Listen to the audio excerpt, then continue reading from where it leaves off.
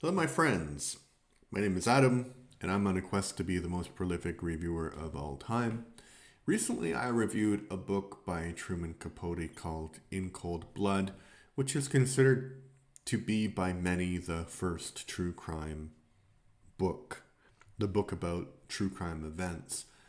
And so I also at the same time was reading a book called Truman Capote and the Legacy of in Cold Blood by Ralph F. Voss. And so that's the book that I'm going to be reviewing today. And what did I think about it? This is going to sound a bit harsh because it is a bit harsh, but I think it's a bit of a nothing burger book. Because if you read In Cold Blood, you kind of know everything that he talks about in the book. I mean, there might be a few things that are kind of additional information, like he talked to people who were interviewed for Cold Blood like years later, and like clearly there are some people in Cold Blood, like the police investigation, that Truman Capote liked more, and some people that he liked less. And I think it's kind of odd because it's really gossipy, this book, in the end. Because what happens is that Truman Capote is fed information about the investigation for his book um, by one of the people who's investigating it. And according to Voss, this was like against the rules. But Capote didn't write the book and didn't publish any excerpts from the book until the killers were actually executed. So this information that he got about the investigation wouldn't be at all a detriment to that investigation. Um, and then he says that there was like another police officer who really hated Capote because he got all this information from this other guy. And that guy was right because there was like this rule in the Kansas City police that you couldn't do this. And this was like this guy who really played by the book. And how do you know that he played by the book? That's just what he's telling you. And it's what he's telling you like 40 years after the fact. So you have to take what people say with a grain of salt at all times, especially when you're talking about something that happened 40 years ago. Because, to be honest, I don't remember what happened last week. Ask me what happened 40 years ago when I was 9, and I would be very hard pressed to tell you. I know the general details, but like specific conversations I had with specific people when I was 9, not really. Don't remember. And I know like these people were adults at the time of writing that book, but I think the same principle applies. You know, if the investigation lasted 3, 4, 5 months or however long it lasted, I don't think that you could recall specific conversations with a person who only became, I mean, he was a little bit famous at that time, but his kind of co-worker, Harper Lee, she won the Pulitzer Prize when they were doing this investigation, so she would have been the more famous person. And so Capote would only be more famous after he wrote this book. So that's odd. And there are some.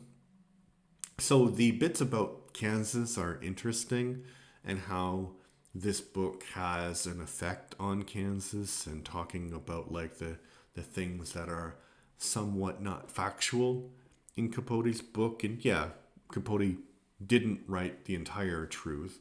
So it's kind of like he said that it was a nonfiction novel. So that suggests an element, Capote did, that suggests an element of non truth somewhere in there because novels are not true. And if you're making a nonfiction novel, then you need to say some things. You know, you need to adjust things for the purpose of storytelling rather than the purpose of fact. You know, so I think he does get a bit of leeway even though he did claim that everything is true that he said, but there's different kinds of truth, right? There's emotional truth and there's objective truth, there's legal truth. So I think what Capote was implying without saying it is this emotional truth he was talking about. And then he deals a lot with this gay subtext in the book and how Capote was attracted to one of the killers, Percy Smith, which may or may not have been true, but they did become friends. And he mentions that Percy Smith and the other killer, I forgot what his name was, had some kind of homosexual relationship. And it's one thing to believe that to be true, to suggest that it might be true, but to come out and just say it without any proof, I think, like, why are you doing that? And his argument is that, well, Capote couldn't say that because he was gay, and it was like a time when you couldn't talk about gay relationships. And, the fact that they were a gay couple would make them look bad, but they murdered like a bunch of people. And yeah, I understand why, if they were gay, why Capote wouldn't want to mention that, being a gay man himself, but you don't actually have any evidence apart from Capote's use of slang where they call each other baby and all of that. Like, you don't have any evidence apart from that.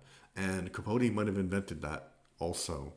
So to say that they were gay is a bit of a stretch, I would say. So, as I said, the book is kind of a nothing burger. If you're super interested in Cold Blood, then I think you could read it. But apart from that, it's not bad. I mean, it's well written and stuff. It just seems uninspired, All right, let me know what you think. I'm trying to be the most prolific reviewer of all time. So if you enjoyed this review, please like the video, please comment on it. So that just helps the algorithm show my content to other people who might enjoy it. My goals are to have 20 subscribers by the end of June. Currently we have 14, so I think that's doable. To have 3,000 views by the end of June, also doable because we have 2,300 at the moment, 340. And to have, I don't know, I think I said 70 view hours, but I'm not sure quite what it is. But anyway, to increase gradually so I can complete my mission of being the world's most prolific reviewer. All right, thank you. Bye-bye.